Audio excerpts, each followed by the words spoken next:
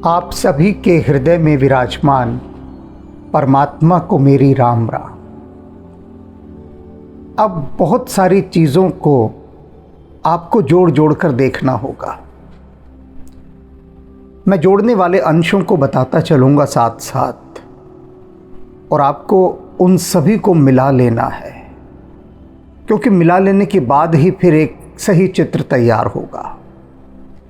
आपने देखा होगा कि बच्चों को बहुत सारी पजल्स दी जाती हैं, यानी एक चित्र दे देंगे, गत्ते का चित्र होगा और उसके टुकड़े हो जाएंगे अलग अलग, और फिर उनको कहा जाता है कि अब इन सब टुकड़ों को मिलाकर चित्र तैयार कीजिए।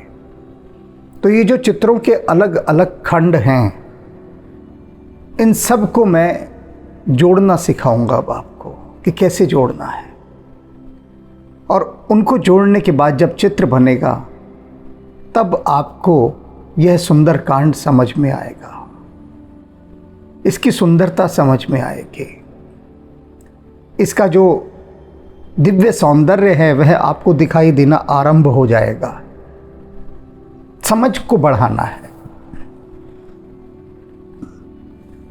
एहि विधि करत सप्रेम विचारा, आए हूँ सपद सिंधु एहि पारा।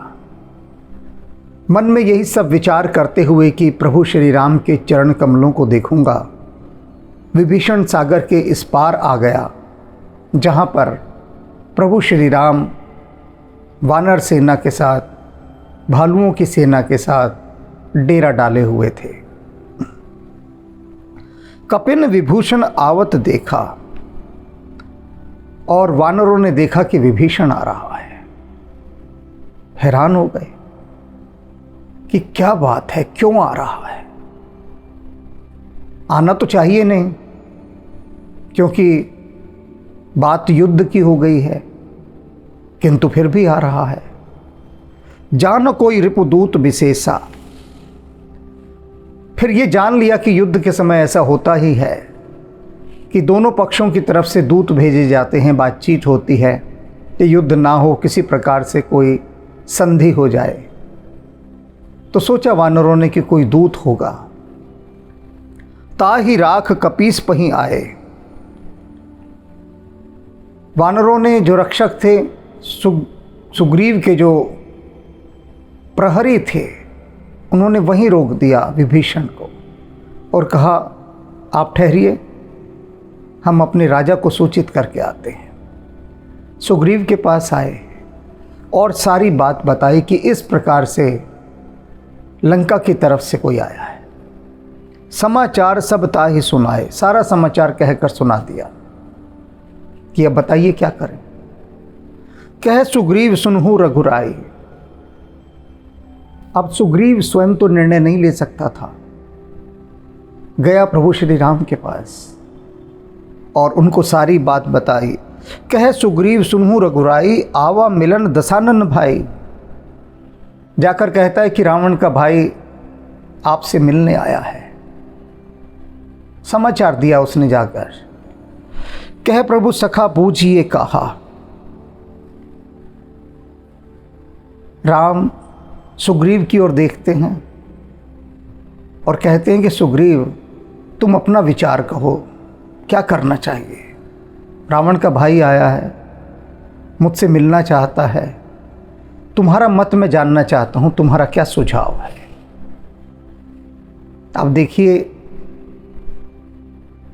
क्या दूरदर्शिता है प्रभु श्री राम की, कि सुग्रीव के साथ लेकर वे रावण पर चढ़ाई करने जा रहे हैं। तो प्रत्येक स्थिति में सुग्रीव का परामर्श होना यहां अति आवश्यक है। सुग्रीव इस समय उनके अंतरंग मित्र के समान है, और मित्र के साथ पूरी चर्चा हो, विचार विमर्श, और यही राजाओं की नीति भी है कि एक बड़ा निर्णय लेना है तो अकेले ना लेकर दूसरे का भी विचार जान लिया जाए कि दूसरा इस विषय में क्या सोच रहा है। तो पूछा सुग्रीव से कि भाई बताओ तुम क्या कहते हो इस बारे में। वो मिलने तो आ गया है, अब क्या किया जाए। कहे कपीस सुनहु नरनाहा, सुग्रीव ने कहा कि सुनिए, मेरा यह विचार है कि जानी न जाई निशाचर माया, राक्षसों की माया जानी नहीं जा सकती।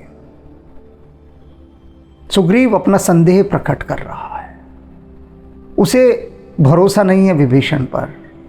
तो पहला ही वाक्य उसने क्या कहा कि हे प्रभु, हे महाराज, मेरा तो यह मत है कि राक्षसों की माया जानी नहीं जा सकती, काम रूप के ही कारण आया।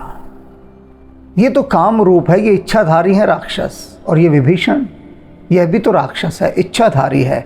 तो ये काम रूप पता नहीं किस उद्देश्य से आया है, क्यों आया है। छली तो ये है ही राक्षस।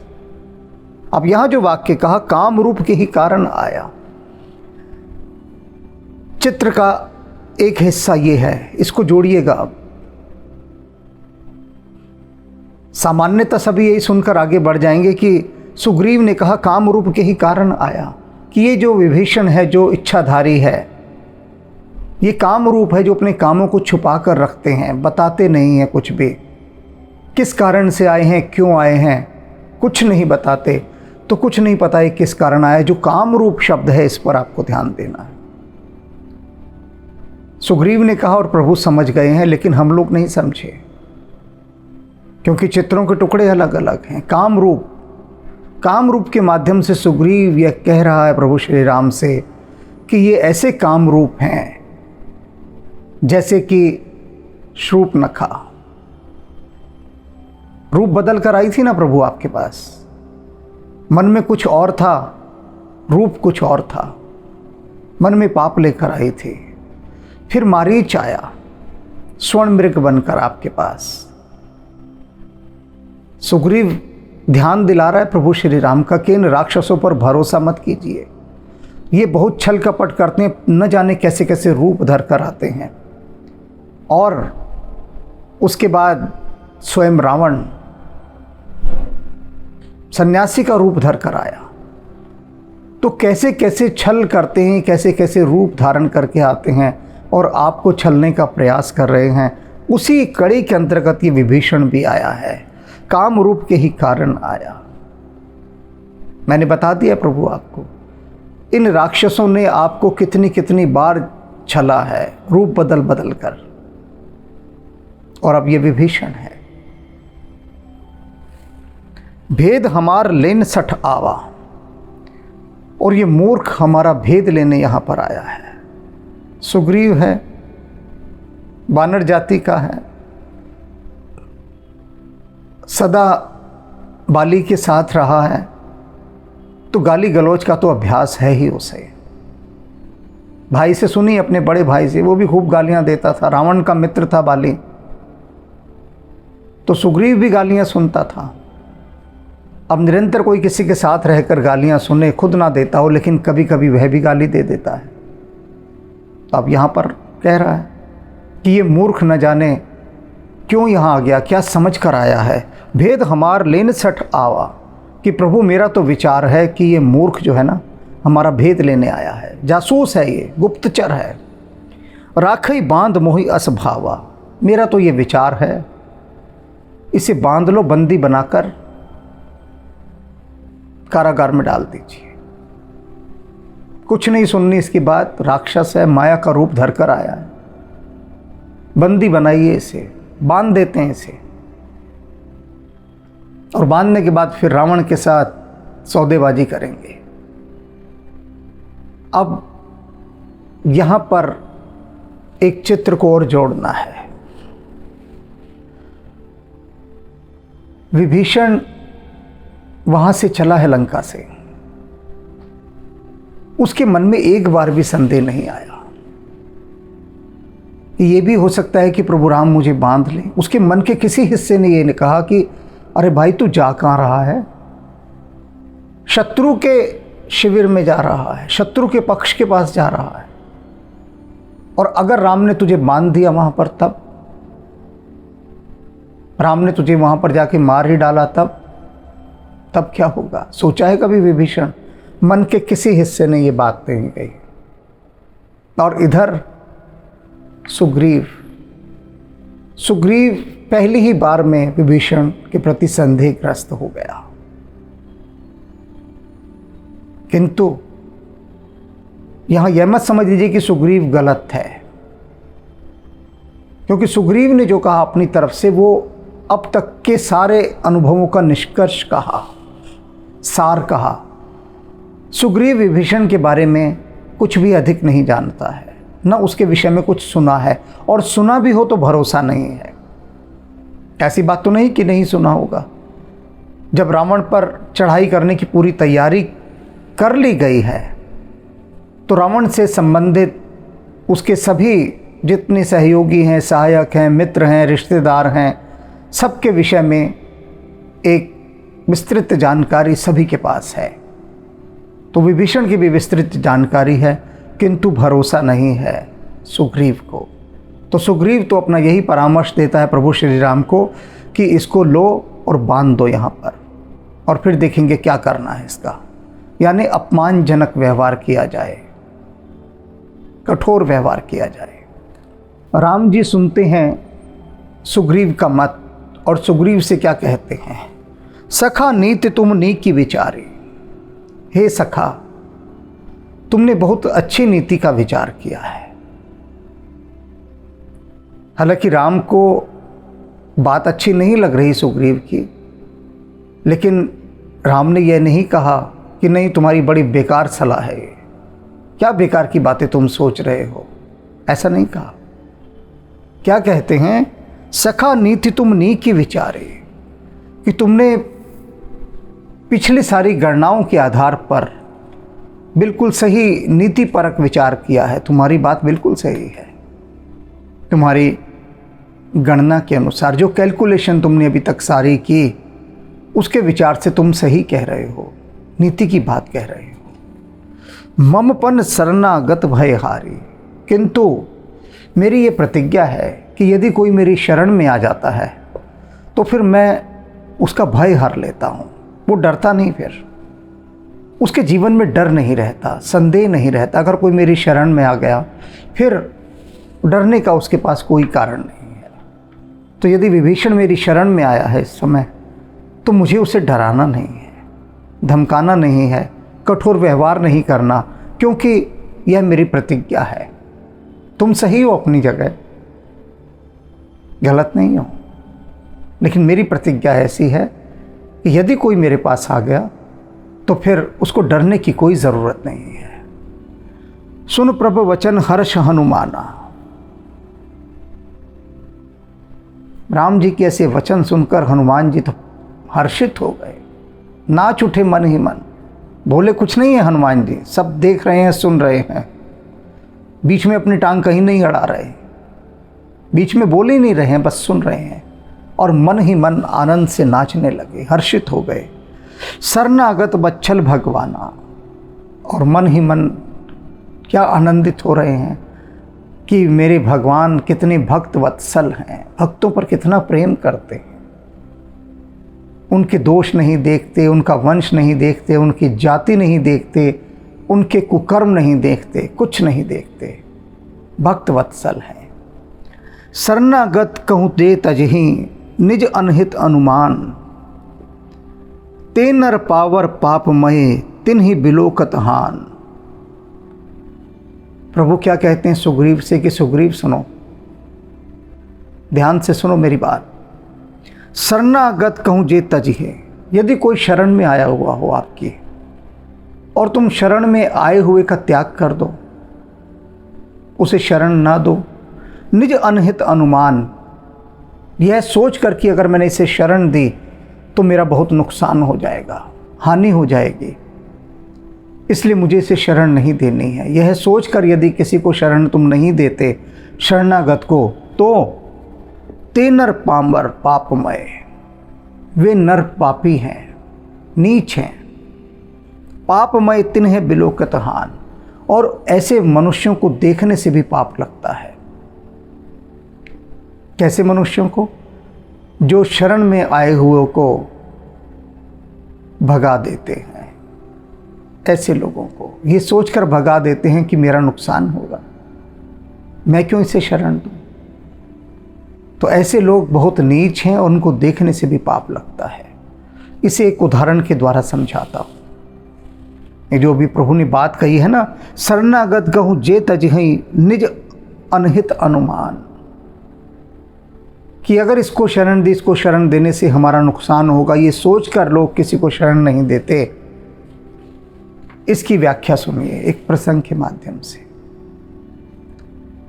एक फ़ोन आया मेरे पास, कोई लगभग 17-18 साल पहले की बात होगी।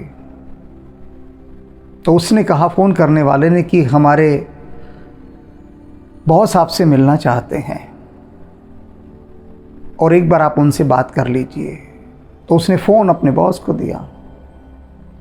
उन्होंने कहा, जी मैंने आपकी एक पुस्तक पढ़ी है और मेरे मन में एक प्रश्न उठ रहा है कि भगवान के दर्शन कैसे हों, तो मैं इस पर आपसे बातचीत करना चाहता हूं, अगर आपके पास 5 मिनट का समय हो तो। मैं क्षण भर के लिए चुप रह गया। उधर से उन्होंने पूछा कि आप सुन रहे हैं मुझे? मैंने कहा, हाँ मैं सुन रहा हूँ।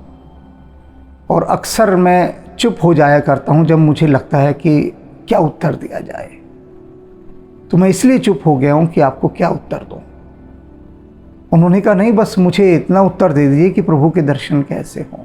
मैंने कहा, वही तो मैं कह रहा हूँ कि आप उधर फ़ोन पर मेरे से बात कर रहे हैं और मैं 5 मिनट में फ़ोन पर आपको ये भी बता दूँ कि प्रभु के दर्शन कैसे हो सकते हैं, जिसके लिए जन्म जन्म लोग खपा देते हैं, जीवन जीवन भर लोग गुरु के पास बैठे रहते हैं, और आप 5 मिनट में इसका उत्तर क्या आते हैं। मैंने कहा, इसका उत्तर तो बाद में होगा, पहले कुछ आमने सामने बैठकर चर्चा तो हो जाए। इसकी भूमिका तो आपको समझा दूं मैं कि वास्तव में प्रभु के दर्शन है क्या। दर्शन की तो बाद में बात करेंगे। तो ये सब बातें फ़ोन पर नहीं होती, आमने सामने बैठकर होती हैं।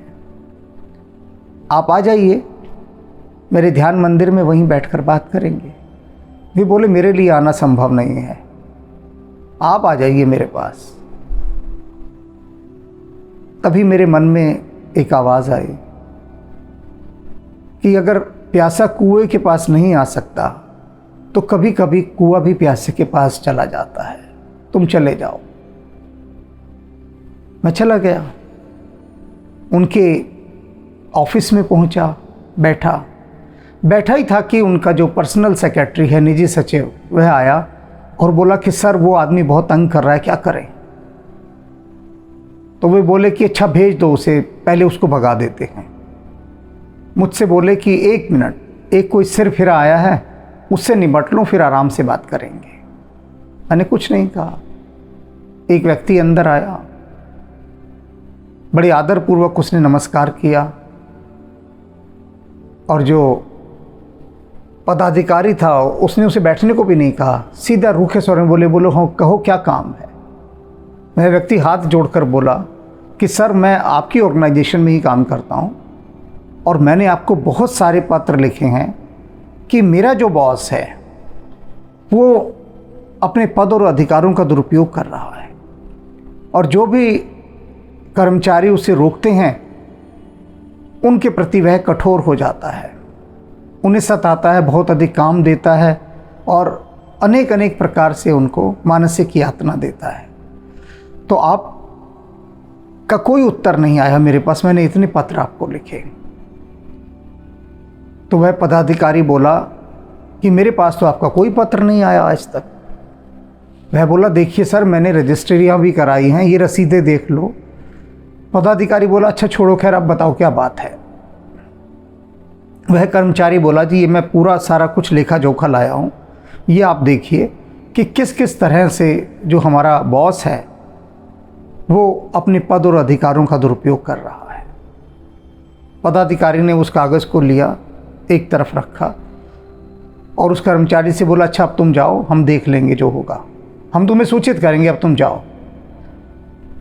वह कर्मचारी हाथ जोड़कर बोला कि सर आप ना एक्शन लीजिए, कुछ ऐसे बात नहीं बनेगी, और आप आइए हमारी संस्था में आकर देखिए कि किस किस तरह से क्या क्या हो रहा है, मैं आपको दिखाऊंगा सब, आप आइए और आप सर एक्शन लीजिए कुछ न कुछ।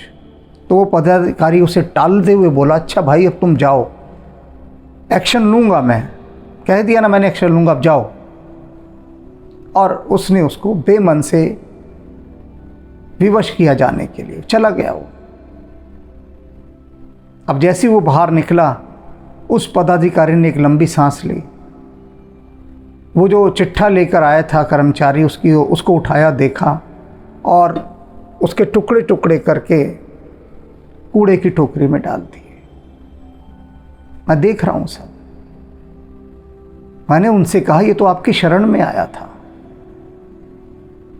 और आपने इसको शरणागत को रक्षा का भी वचन दिया था कि ठीक है मैं एक्शन लूंगा। वे हंसकर बोले लापरवाही के साथ, मैंने ले लिया ना एक्शन, ये कूड़े के डिब्बे में डाल दिया। इसकी इस विनती को, इस एप्लीकेशन को, इस कंप्लेंट को। तो मैंने कहा ये कैसा एक्शन लिया आपने? तब मैंने उनको ये पंक्ति बताई थी उस समय, ये वाली, कि ऐसा भगवान राम कहते हैं। तो आपने ऐसा क्यों किया? उन्होंने कहा देखिए, अगर मैं इसकी शिकायत पर एक्शन लेता हूं, कुछ भी इसके बॉस के, जो कि मेरे से बहुत छोटा है, मैं तो बहुत ऊंचे पद पर हूं, लेकिन उसकी इतनी जान पहचान है, इतनी जान पहचान है कि वो मेरे लिए मुश्किलें खड़ी कर देगा, वो मेरा जीना हराम कर देगा, इसका बॉस। तो मुझे क्या मतलब इस कर्मचारी से कि इसके पीछे मैं बेकार में मुसीबत मोल लूं? क्या लेना देना मुझे क्या पड़ी है इसके लिए करने की? अच्छा भला मैं अपना यहाँ बैठा हूँ, अच्छा मेरा रुतबा है, सब कुछ सुविधाएं मुझे प्राप्त हैं, इसके बोझ से, इसके बॉस से उलझ कर मैं क्यों व्यर्थ की मुसीबत लूं?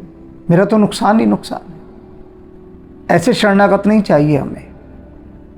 और इन जैसों की शिकायतें इसी टोकरी के ढेर में शोभा पाती हैं। अब देखिए वही बात प्रभु श्री राम यहाँ कह रहे हैं, शरणागत कहूँ जे तजहे निज अनहित अनुमान। अपने नुकसान का अनुमान लगाकर अगर कोई शरणागत की रक्षा नहीं करता तो वह व्यक्ति नीच है। पापमय तिन्हि बिलोकत हान। उसको तो देखने से भी पाप लगता है, देखने से भी। और उस पदाधिकारी ने जीवन भर यही किया। बाद में मैंने खोजबीन करके निकाला, उसके विषय में पूछा तो सबने यही बताया कि ये किसी के भी अगेंस्ट कोई एक्शन नहीं लेते हैं। इनको यही रहता है कि बस कोई मेरे अगेंस्ट ना हो जाए अगर मैं एक्शन लूँ तो। और जबकि जिस पद पर है वहाँ से इन्हें कार्रवाई करनी चाहिए, लेकिन कभी नहीं करते, कभी नहीं करते। किसी के विरुद्ध, किसी भ्रष्ट अधिकारी के विरुद्ध इनको बस अपने सुविधाजनक जीवन चाहिए और कुछ नहीं। तो प्रभु राम ने यहाँ पर स्पष्ट कर दिया सुग्रीव को कि देख भैया, तुम कह रहे हो कि हमारा भेद लेने आया है, दुष्ट है, नीच है, राक्षस कुल का है, लेकिन फिर भी मैं तो इसका स्वागत करूंगा क्योंकि मेरा ये प्राण है। कोटि विप्रबद लाग ही चाहूं। अब जो बात प्रभु श्री राम कह रहे हैं उससे ऊपर कोई बात नहीं हो सकती। कह रहे हैं सुनो सुग्रीव, अगर कोई करोड़ों ब्राह्मणों का वध करके भी आ जाए, एक ब्राह्मण की हत्या भी अक्षम्य होती है, एक की भी। और प्रभु क्या कह रहे हैं, कोटि विप्रबद लाग हो जाओ। जिस पर करोड़ों ब्राह्मणों के वध का आरोप लगा हो, अपराधी हो वो, आए शरण तजहू नहीं ताहो। वह भी यदि मेरी शरण में आ जाए तो भी उसका भी मैं त्याग नहीं करता, उसको भी मैं अपनी शरण में ले लेता हूँ। सन्मुख होई जीव मोहि जब ही, कि जब भी जीव मेरे सामने आता है, जन्म कोटि अगनाश ही तभी, उसके जन्म जन्म के पाप तभी नष्ट हो जाते हैं, मेरे सम्मुख आते ही, मेरे सामने आते हैं। अब देखिए यहाँ पर प्रभु श्री राम अपना वह रूप दिखा रहे हैं जो रूप उन्होंने कृष्ण अवतार में अर्जुन को दिखाया था, विराट रूप। विराट रूप। अर्जुन को जब वो कहते हैं कि हे अर्जुन, तो सब कुछ छोड़कर, सारे संदेहों को छोड़कर बस मेरी शरण में आ जा, और वहाँ पर भगवान कृष्ण कितनी कितनी बार घोषणा कर रहे हैं, मैं यह हूँ, मैं यह हूँ, मैं यह हूँ। वो अपने उस विराट रूप मैं की वहाँ घोषणा कर रहे हैं, स्पष्ट घोषणा, स्पष्ट। अब यहाँ पर राम भी अपना विराट रूप दिखा रहे हैं, कह रहे हैं कि सुन सुग्रीव, जान ले मैं कौन हूँ। बता रहे हैं, सम्मुख होई जीव मोहि जब ही। कोई भी जीवात्मा जब मेरे सामने आती है, सामने आ ही नहीं सकती। उस पदाधिकारी का, वो जो इतना बड़ा ऑफिसर था, उसका भी क्या प्रश्न था कि मुझे प्रभु के दर्शन करने हैं। अरे भैया, सभी को करने हैं, पर मौका तो मिले किसी को। वहां जाने की अनुमति नहीं है। दर्शन तो तुम तब करोगे ना जब जाना हो वहां पर। वहां कोई घुसने ही ना दे तुमको, और तुम्हारे ही पाप ना घुसने देंगे वहां पर। तो क्या कह रहे हैं प्रभु, सन्मुख होई जीव मोहि जब ही। जब जीव मेरे सम्मुख आता है, तो असली सवाल तो यही कि सम्मुख कैसे आए। सम्मुख ही नहीं आ सकते। और जब सम्मुख आ जाता है, जन्म कोटि अगनाश ही तभी। उसके जन्म जन्मों के पाप तत्काल नष्ट हो जाते हैं मेरे देखते ही, मेरे देखते ही, मेरे देखते ही। विराट रूप दिखा रहे हैं प्रभु श्री राम, विराट रूप। पापवंत कर सहज सुभाव, भजन मोरी ते ही भाव न काहो। कहते हैं कि पापवंत कर सहज स्वभाव। पापी जो होता है ना, पापी का एक सहज स्वभाव होता है। क्या सहज स्वभाव? भजन मोरते ही भाव न काहो। मेरा भजन, मेरी पूजा उसे कभी अच्छी नहीं लगती पापी को। समझा रहे हैं, बड़े ध्यान से समझिए सभी। ये मत समझ लेना कि प्रभु श्री राम सुग्रीव को समझा रहे हैं। अरे हम सबको समझा रहे हैं, सभी को समझना है। राम बता रहे हैं, ध्यान से सुनिए। राम बता रहे हैं, क्या कह रहे हैं? पापवंत कर सहज स्वभाव। पापी व्यक्ति का सहज स्वभाव होता है, बेसिक नेचर। क्या होता है? भजन मोरते ही भाव न काहो। मेरा भजन, मेरी पूजन उसको भाता नहीं है, अच्छा ही नहीं लगता। रावण को कहाँ अच्छा लग रहा है? नहीं अच्छा लग रहा ना। जो पे दुष्ट हृदय सोई होई, मोर सम्मुख आओ की सोई।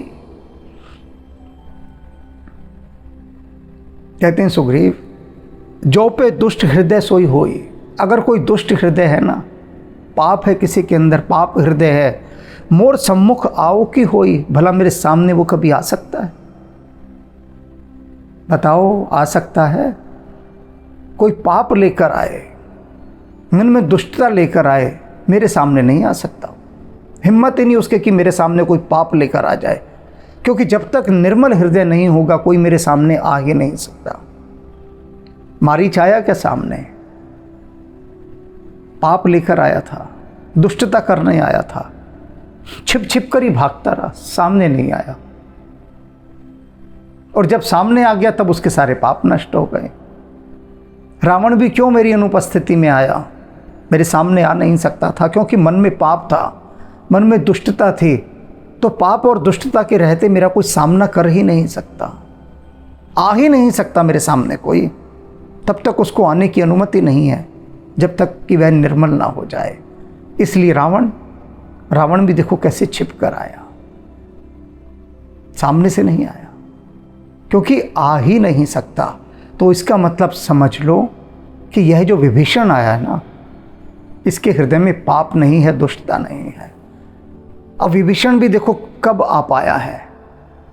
सारे रास्ते एक ही बात का चिंतन करते आया है कि मुझे प्रभु श्री राम के उन चरण कमलों के दर्शन करने हैं जो भगवान शिव के सरोवर में विराजमान हैं, जिन की चरण पादुकाएं लेकर भरत जी अपने हृदय से उन्हें लगाए रखते हैं, जिनके चरण कमलों का सीता जी नित्य ध्यान करती है, जिनके चरण कमल इस दंडक वन में पड़े तो यह पवित्र हो गया।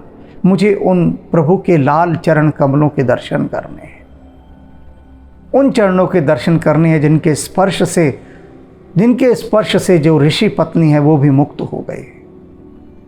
बस इसी भाव को भजता हुआ, चिंतन करता हुआ विभीषण लंका से चला है। निर्मल, कोई पाप नहीं, और तभी प्रभु के सामने भी आ पाया। तो जो लोग पूछते हैं ना, जैसे उस बड़े अधिकारी ने मुझसे पूछा था कि प्रभु के दर्शन कैसे होंगे, यहां प्रभु ने स्वयं बता दिया है कि जब तक तुम्हारे भीतर पाप है, दुष्टता है, अहंकार है, तब तक तो तुम मेरे सामने आ ही नहीं सकते। कोई जीवात्मा मेरे सामने तब तक नहीं आ सकती जब तक कि उसके भीतर पाप है। और जैसे ही पाप गया, निर्मल शुद्ध हुई, उसे पात्रता मिल जाती है मेरे सम्मुख आने की। और मेरे सम्मुख आई नहीं कि उसके अनंत अनंत जन्मों के पाप तत्काल नष्ट हो जाते हैं, भस्म हो जाते हैं। ऐसा है मेरा दर्शन। प्रभु राम अपना विराट रूप सुग्रीव को दिखा रहे हैं। देख सुन रहा है सुग्रीव, पर इतना सरल थोड़ी ना है विराट रूप को आत्मसात कर लेना। निर्मल मन जो सो मोहि पावा। राम जी कह रहे हैं कि सुनो सुग्रीव, निर्मल मन, जिसका मन निर्मल हो गया है, जन सो मोहि पावा, वही भक्त मुझे पा सकता है, दूसरा नहीं पा सकता। जो मन से निर्मल हो गया वही मुझे पा सकता है। कबीरा मन निर्मल भया, जो गंगा को नीर, पाछे पाछे हरि फिरे, कहत कबीर कबीर। मन निर्मल जिसका हो गया सुग्रीव, वही मुझे पा सकता है। विभीषण का मन निर्मल है, पा गया वह राम जी को। मोहि कपट छल छिद्र न भावा। राम कह रहे हैं कि मुझे ये छल कपट कण मात्र भी नहीं भाते, कण मात्र भी नहीं भाते। अगर किसी में एक कण भी है ना कपट का, छल का, मैं मुझे नहीं प्राप्त कर सकता। मैं उसके लिए सदा सदा अनुपलब्ध हूँ, कभी उसे नहीं मिल सकता यदि छल कपट का कण भी है तो। भेद लेन पठवा 10 सीसा। तुम कह रहे हो रावण ने इसे हमारा भेद लेने के लिए भेजा है। तब हूँ न कुछ भय हानि कपीसा।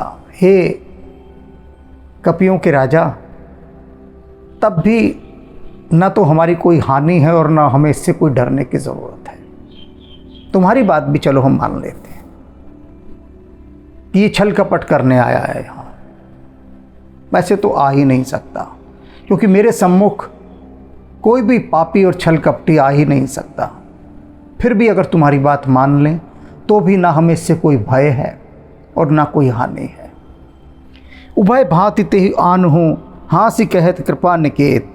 जय कृपाल कही कपि चले, अंगद हनु समेत। प्रभु राम हंसते हैं और कहते हैं कि सुग्रीव, तुम्हारी बात भी मान लो और तुम कह रहे हो कि ये छल कपट करने आया है, रावण का गुप्तचर है, तो भी हमें इससे न डरने की ज़रूरत है और ना हमें इससे कुछ नुकसान हो सकता। तो दोनों ही स्थितियों में, उभय भांति, दोनों ही स्थितियों में तुम इसे ले आओ। हम इसे न वापस भेज सकते न बंदी बना सकते। उभय भांति तेहि आन हूँ, हंसी कह कृपा निकेत। वो कृपा के घर प्रभु श्री राम हंसते हैं और हंसते हुए कहते हैं कि विभीषण को ले आओ। जय कृपाल।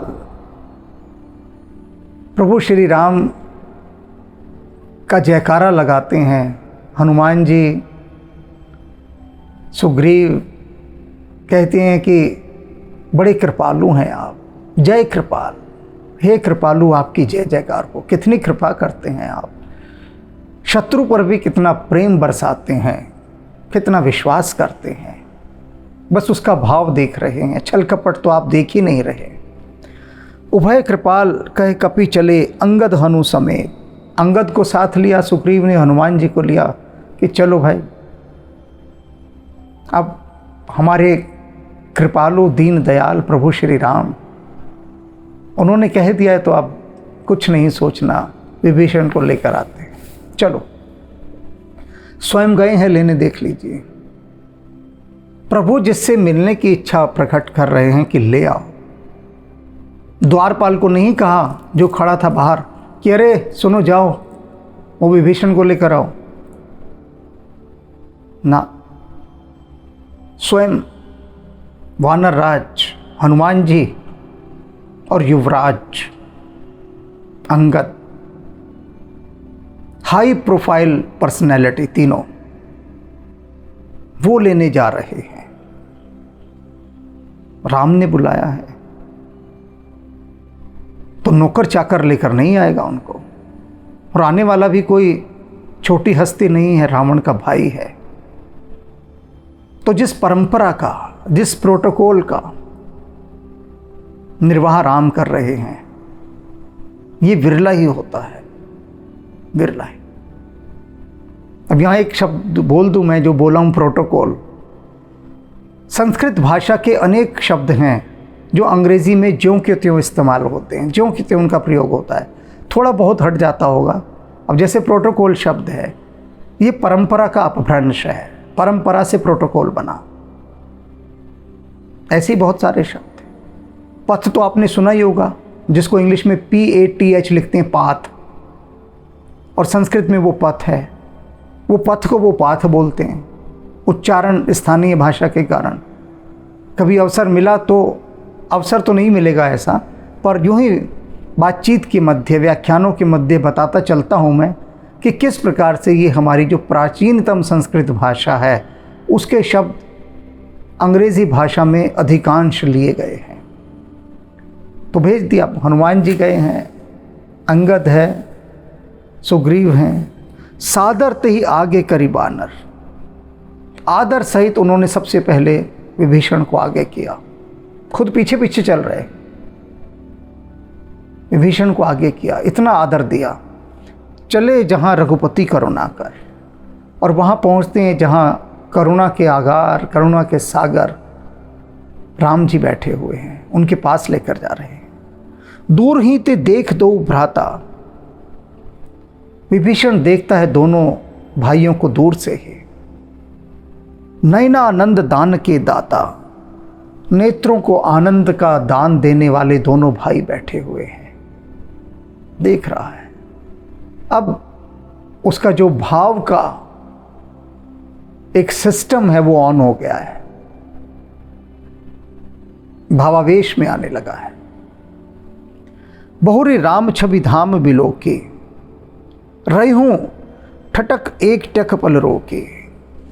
और जो छवि के धाम हैं, सौंदर्य के घर हैं प्रभु श्री राम, उन पर दृष्टि पड़ती है विभीषण की, और ठगा सा रह जाता है, ठहर जाता है, टकटकी लगाकर बस उनको देखता ही रहता है। रुक गया वहीं पर, स्टिल पॉज, पत्थर की मूरत बन गया, और टकटकी लगाकर प्रभु को देखता ही जा रहा है, देखता ही जा रहा है, देखता ही जा रहा है। भुज प्रलंब कंजारुन लोचन, भगवान की विशाल भुजाएं, उनके लाल कमल जैसे नेत्र, श्यामल गात प्रणत भय मोचन, वे जो शरणागत के भय का नाश करने वाले श्यामल शरीर वाले प्रभु श्री राम हैं, उनको निहारता ही जा रहा है विभीषण। सिंधकंद, शेर के समान जिनके कंधे हैं, आयत उर सोहा, छाती जिनकी चौड़ी है, आनन अमित मदन मन मोहा, और मुख ऐसा है कि करोड़ों कामदेवों की शोभा भी फीकी पड़ जाए। नयन नीर पुलकित अति गाता, उसकी आंखों से प्रेमाश्रु बहने लगे, शरीर पुलकित होने लगा राम जी को देखकर। मन धर धीर कहूँ मृद बाता, बड़ी मुश्किल से मन में धैर्य धारण किया उसने, धैर्य धारण होता ही नहीं था।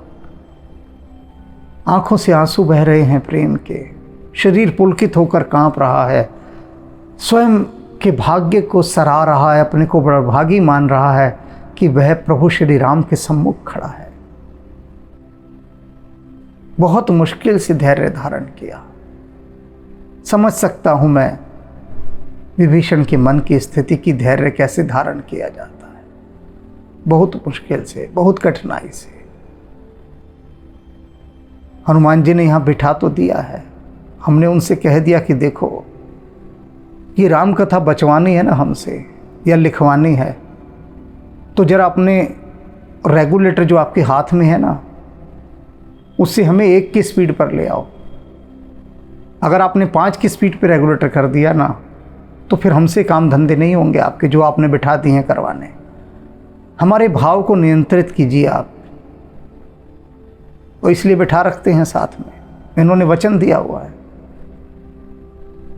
कि भाव को बहुत ज़्यादा बढ़ने नहीं देंगे तुम्हारे, क्योंकि अगर प्रभु राम के भाव में बह गए तब तो ये कथा वथा कुछ नहीं होनी यहाँ पर, ये सब तामझाम एक तरफ चला जाएगा। तो इसलिए बिठा रखा है इनको यहाँ, ये सारा नियंत्रण अपने हाथ में रखते हैं कि हम आउट ऑफ कंट्रोल ना हो जाएं, नियंत्रण में रखते हैं। इसलिए भाव बहुत उमड़ते हैं जब कुछ आता है, लेकिन फिर इनको हम कहते हैं कि याद है ना, ये कहते हैं हाँ याद है, तुम कथा वाचो, याद है हमें। तो यहाँ विभीषण किस तरह से धैर्य धारण कर रहे हैं ये हम समझ सकते हैं। मन धर धीर कहूँ मृद बाता, मन में धैर्य धारण करके बोलती बंद हो जाती है। राम जी सामने हो तो कोई बोल सकता है क्या भला? क्या बोलेगा? बोलने जैसा कुछ रहता ही नहीं। जब राम सम्मुख हों तब तो अबोला ही रह जाना पड़ता है। बहुत बहुत कठिनाई होती है कुछ भी बोलने में। अब विभीषण उसी कठिनाई से 2-4 हो रहे हैं, लेकिन फिर भी कहते हैं विभीषण, नाथ दशानन कर मैं भ्राता। कहते हैं हे नाथ, मैं रावण का भाई हूं, निश्चर वंश जन्म सुर त्रासा, राक्षसों के वंश से हूं, हे देवताओं के रक्षक, यह मेरा परिचय है, प्रारंभिक परिचय यही है। रावण का भाई हूं और राक्षस जाति से हूं। सहज पाप प्रिय तामस देहा, मेरी ये तामसिक देह है और पाप मुझे सहज स्वाभाविक रूप से प्रिय है। बेसिक नेचर है पाप करना हमारी, हम कुछ गलत नहीं करते हैं, सहज स्वाभाविक गुण है हमारा पाप करना। मैं उस कुल से हूं। जैसे बिच्छू का सहज स्वाभाविक गुण होता है डंक मारना, सांप का भी यही होता है डंक मारना, हमारा भी यही है, हम भी राक्षस हैं, इसमें हमारा कोई दोष नहीं है। हर पाप कर्म करना, प्रत्येक पाप कर्म करना हमारा सहज स्वाभाविक गुण है, बेसिक नेचर है। मैं उस राक्षस जाति से हूं कि जिनका जीवन सिर्फ पाप पर ही टिका है। जथा उल्लू ही तम पर नेहा, जैसे उल्लू की सारी प्रीति सारा नेह रात पर होता है। उल्लू को अंधेरा कितना प्रिय होता है, सूर्य के प्रकाश से तो वह बचता है।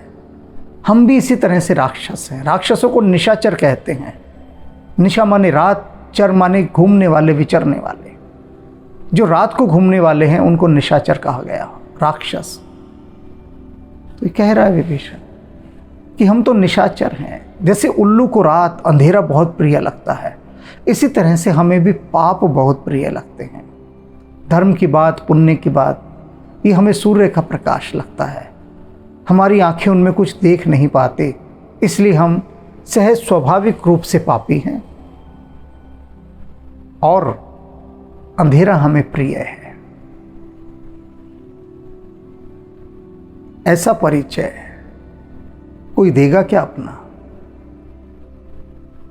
कितनी प्रशंसा की है विभीषण ने अपने परिचय में। सेल्फ इंट्रोडक्शन, आत्म परिचय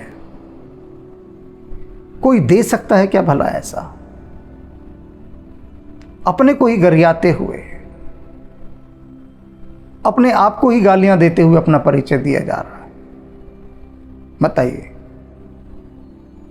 याद रखिएगा ऐसा इंट्रोडक्शन, ऐसा परिचय। कभी किसी जगह इंटरव्यू देने जाएं तो ऐसा परिचय देकर आइएगा। अब फिर देखिएगा कैसा सिलेक्शन होता है वहाँ पर। अस कह करत दंडवत देखा, नहीं, सहज पाप प्रिय तामस देहा, जथा उलूक ही तंपर नेहा, श्रवण सुजस सुनि आयसु प्रभु, भंजन भव भीर। विभीषण कहता है कि प्रभु मैंने सिर्फ कानों से आपका यश सुना है। श्रवण सुजस सुने, कानों से, सिर्फ आपके बारे में सिर्फ कानों से ही सुना है, देखने का कभी आपको सौभाग्य मिला ही नहीं। कानों से सुना आपका यश। आए हूँ प्रभु भंजन भव भीर, आपके विषय में सुना है कि आप सभी के दुखों का नाश कर देते हैं। भव भंजन, मेरी भी पीर हरो, मेरा भी दुख हरो। मैं आपके पास आया हूँ आपकी ये महिमा सुनकर, आपका यश सुनकर, आपकी शरण में आया हूँ, मेरे भी इन दुखों का अंत कीजिए। त्राहि त्राहि आरत हरन, शरण सुखद रघुबीर। मेरी रक्षा करें, मेरी रक्षा करें, मेरी रक्षा करें। सभी को सुख देने वाले ही रघुबीर मेरी रक्षा करें, मैं आपके शरणागत हूँ। ऐसा कहते हुए अस कही करत दंडवत देखा। प्रभु ने देखा कि विभीषण वहीं खड़ा खड़ा भूमि पर लेट गया है और उन्हें दंडवत प्रणाम कर रहा है, बार बार पुकार रहा है, मेरी रक्षा करें, मैं आपकी शरण में हूँ। तुरंत उठे प्रभु हर्ष विशेषा। प्रभु तुरंत उठ गए, बैठे नहीं रह सकते थे, बैठे रह पाने का कोई उपाय नहीं था।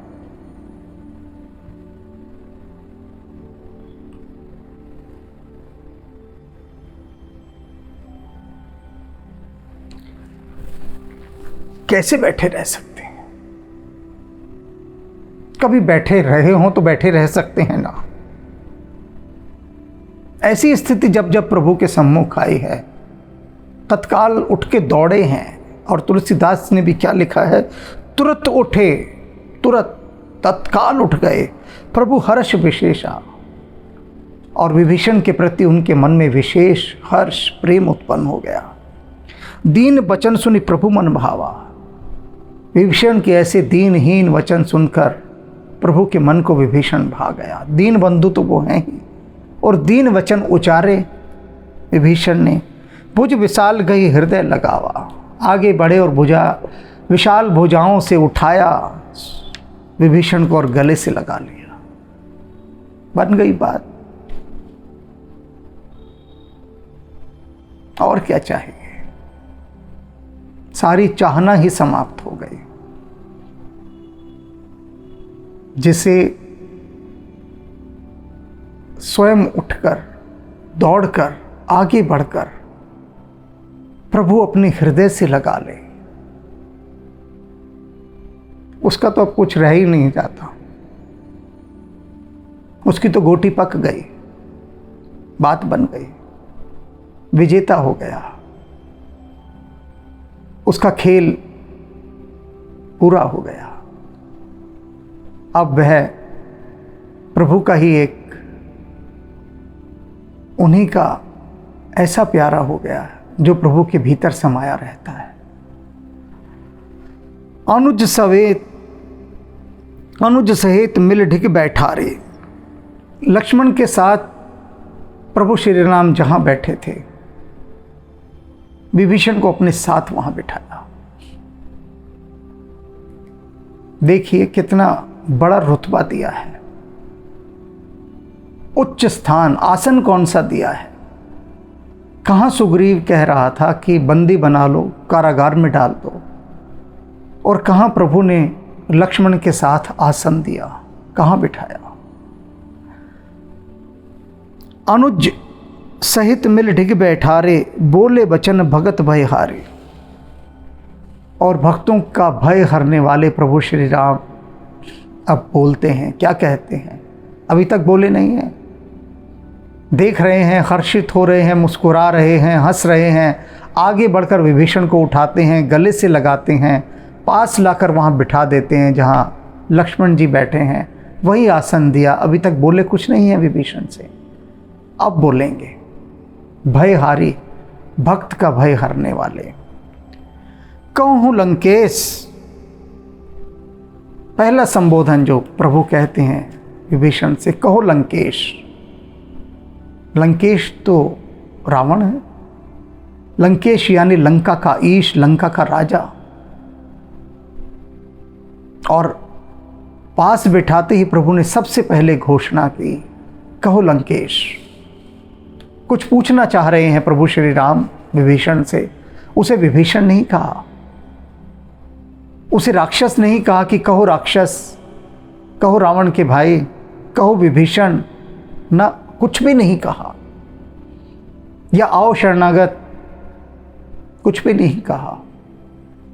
क्या कहा? कहो लंकेश, अर्थात तुम्हें आज से ही मैं लंका का राजा बनाता हूं। तुम हो अब लंका के राजा। भयहारी, ऊपर कहा ना, बोले बचन भगत भयहारी, भक्त का भय हरने वाले। सारा भय हर लिया। उसे कह दिया कि मैं तुझे लंका का राजा बनाता हूं। राम का वचन कभी मिथ्या नहीं होता। यूं ही नहीं कह देते प्रभु राम कोई बात, यूं ही कि विभीषण को खुश करने के लिए यूं ही कह दिया कि हे लंकेश। यहां तो खुश करने के लिए लोग बहुत कुछ कहते हैं। सिपाही होगा उसको कह देंगे एसएचओ साहब, एसएचओ को कह देंगे पुलिस कमिश्नर साहब, निगम पार्षद को कह देंगे मंत्री जी, विधायक को कहेंगे कि आप तो प्रधानमंत्री हैं। कुछ कुछ बोल देते हैं। खुशामद करनी है, चाटुकारिता करनी है। किंतु राम यूं ही नहीं कहते कुछ भी। क्या है विभीषण इस समय? रावण के द्वारा लतियाया हुआ, लंका से बाहर फेंका हुआ, बहिष्कृत, देश निकाला जिसको दे दिया है। और उसके लिए राम घोषणा कर रहे हैं कि हे लंकेश, तुम लंका के राजा हो। अर्थात सारी कुछ बात प्रभु श्री राम ने यहीं स्पष्ट कर दी कि रावण मारा जाएगा और तुम राजा बनोगे।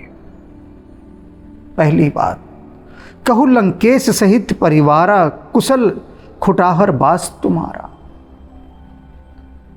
सबसे पहले बिठाते ही पूछते हैं, विभीषण बताओ तुम्हारे परिवार का क्या हाल चाल है। देखा,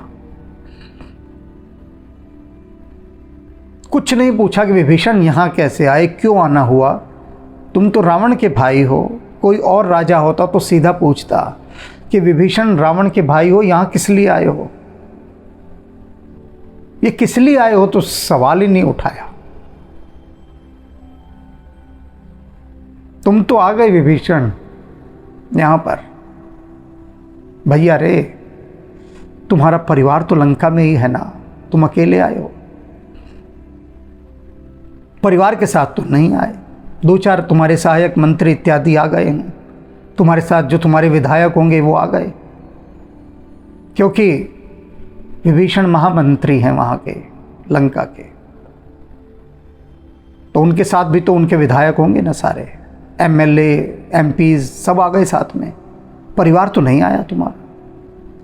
तो सबसे पहले प्रभु कहते हैं तुम्हारे परिवार का क्या हाल है ये बताओ, क्योंकि तुम जहाँ रह रहे हो वह विपरीत जगह है, बड़ा कठोर स्थान है, कठिन है तुम्हारे लिए वहाँ रह पाना।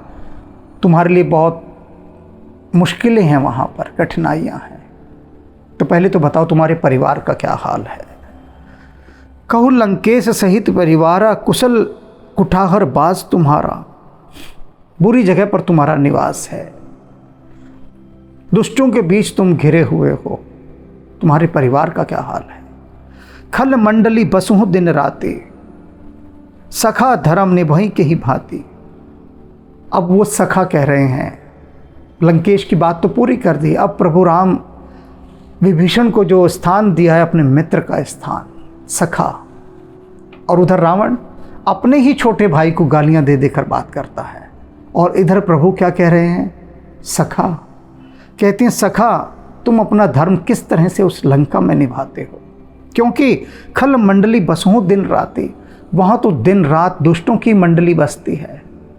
उन दुष्टों के बीच तुम्हारे जैसा सरल सात्विक व्यक्ति किस तरह से अपना निर्वाह करता होगा, गुजारा करता होगा, बहुत मुश्किल है। क्योंकि जहाँ पर भी चारों तरफ दुष्ट रहते हों, भ्रष्टाचारी रहते हों, वहाँ पर एक ईमानदार आदमी का रहना तो जीना दुश्वार हो जाता है। आप चारों तरफ से करप्ट लोगों से घिरे हुए हैं, भ्रष्ट लोगों से। उनके बीच में अगर आप सरल हैं, ईमानदार हैं, तो जीना दुश्वार हो जाता है। तो राम उस बात को समझ रहे हैं और कह रहे हैं कि कैसे तुम वहां रह पाते हो लंका में। मैं समझ पा रहा हूं कि कितनी मुश्किल से तुम रहते होगे। मैं जानूं तुम्हारी सब रीति, कि मैं तुम्हारी हर चीज जानता हूं।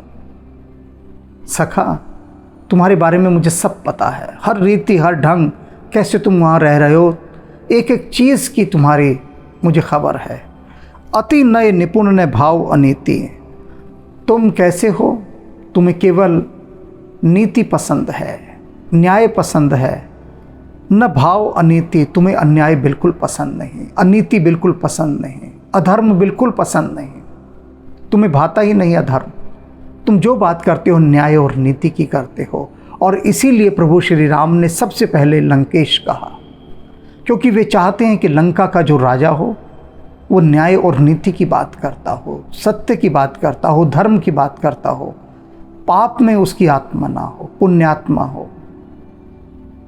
तो कह दिया कि मैं तुम्हारे बारे में सब जानता हूं, कि तुम्हारा मन धर्म और नीति में लगता है।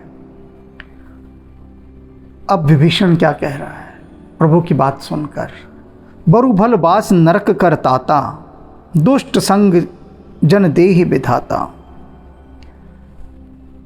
कहता है, हे तात, आपने बिल्कुल सही कहा, बहुत मुश्किल है मेरा वहां रह पाना। बस मैं तो ये कहता हूं विधाता से कि विधाता नरक में चाहे डाल दे, नरक के कितने दुख दे दे विधाता, सब स्वीकार हैं, किंतु दुष्ट संग जन देहि विधाता, किसी दुष्ट का साथ ना दे विधाता। ये विभीषण कह रहा है कि विधाता इतनी दया करे, बस किसी पर भी करनी है, उसे नरक में डाल दे, घोर कष्ट दे दे, लेकिन किसी दुष्ट के साथ, किसी पापी का हामी ना बनाए। विभीषण को वहीं रहना पड़ता था, दुष्टों के बीच में। तो ये बता रहे हैं विभीषण सबको, हम सबको सिखा रहे हैं, नरक झेल लो वो बहुत अच्छा, लेकिन दुष्ट का साथ मत दो। और ढेर है लोगों का जो दुष्टों के साथ रहते हैं और दुष्टों की दुष्टता में हाँ मिलाते हैं, प्रोत्साहित करते हैं, उसे उत्साहित करते हैं, उसकी चाटुकारिता करते हैं, दुष्ट का साथ देते हैं। तो ये विभीषण कह रहा है कि विधाता दुष्ट का साथ ना दे, बस नरक में चाहे डाल दे। अब पद देख कुशल रघुराया, हे रघुराया, हे रघुवीर, हे राम जी, आपके चरण कमल देख लिए, अब मेरा कुशल कुशल, अब सब कुशल है मेरा।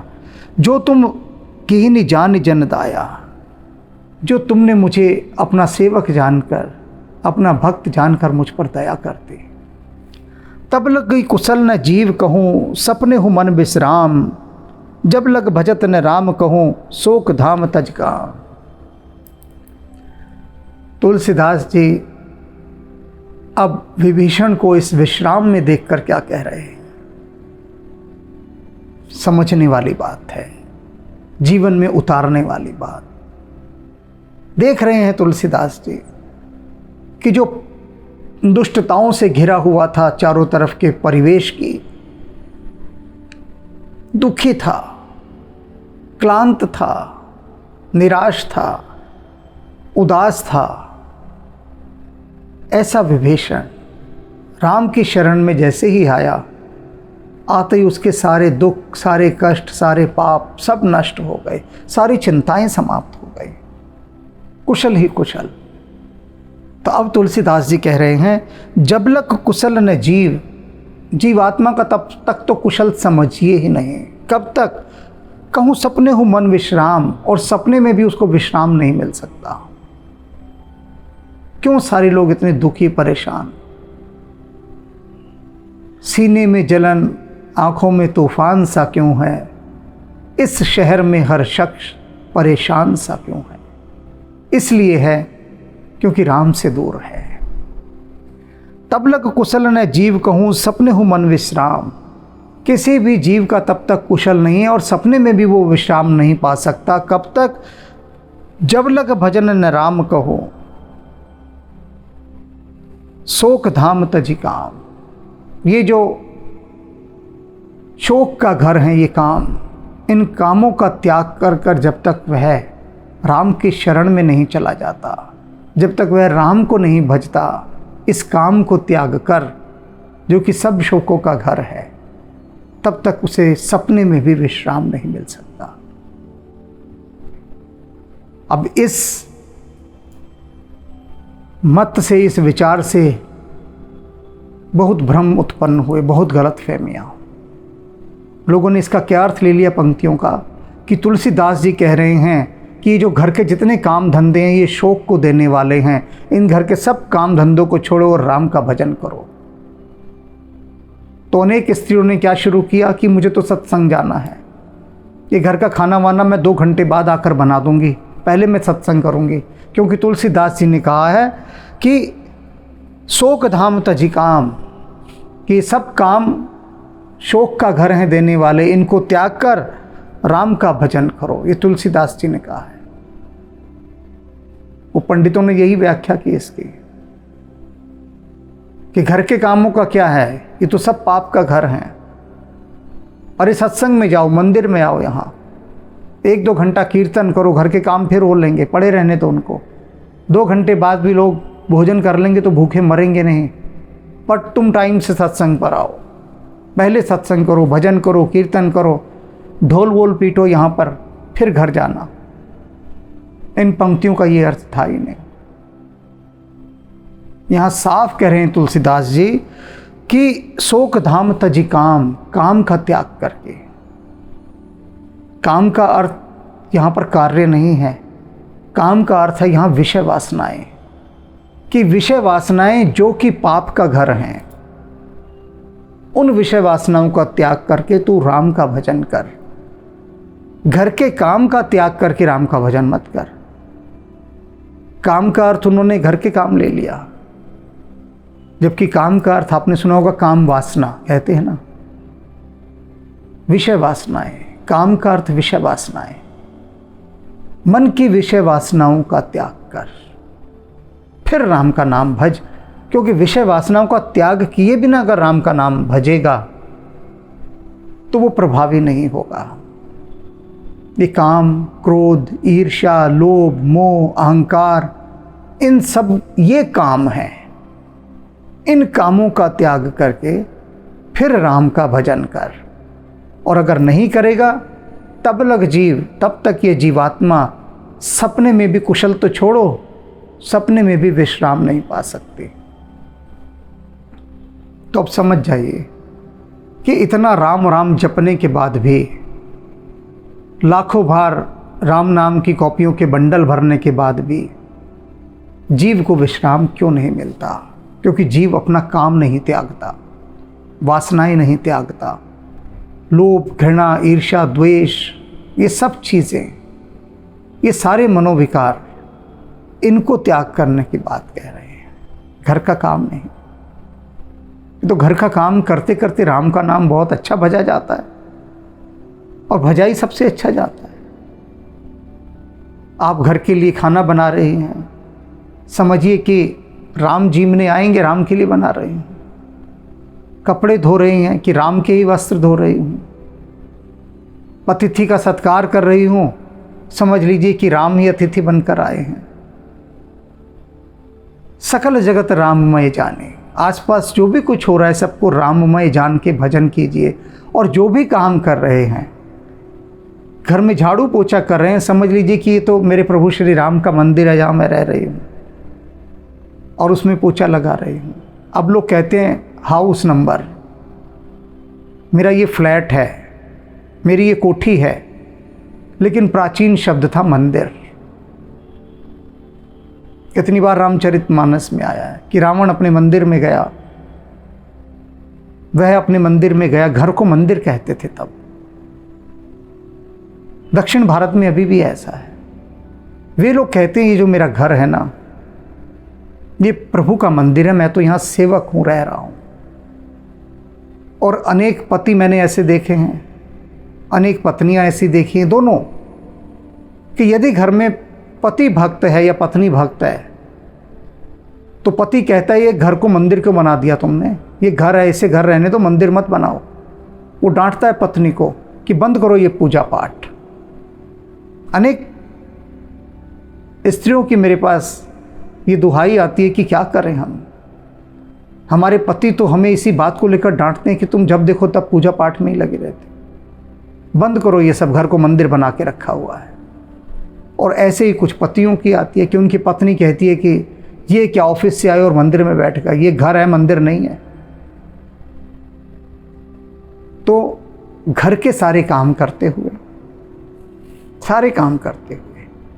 और अपने घर को ये जान लीजिए कि आपका ये घर प्रभु का मंदिर है, आप इस मंदिर में रह रहे हैं, सेवादार हैं इसके, बस उस मंदिर की सेवा कर रहे हैं। जो भी कोई आ रहा है प्रभु का भक्त है, उसमें जो भी रह रहा है वो प्रभु का भक्त है, आप भी भक्त हैं। ये भाव जिस दिन गहराने लगेंगे उस दिन वास्तविक यात्रा आरंभ होगी। और इन पंक्तियों का भी अर्थ स्पष्ट हो जाएगा कि जब लग कुशल न जीव कहूँ, सपने हूँ मन विश्राम, जब लगी भजत न राम कहूँ, शोक धाम तज काम। जय श्री राम, जय श्री राम, जय श्री राम। मनोजवं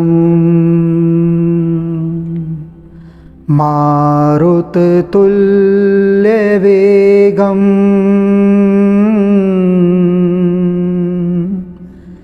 जितेन्द्रियं बुद्धिमतां वरिष्ठं वातात्मजं वानरयूथमुख्यं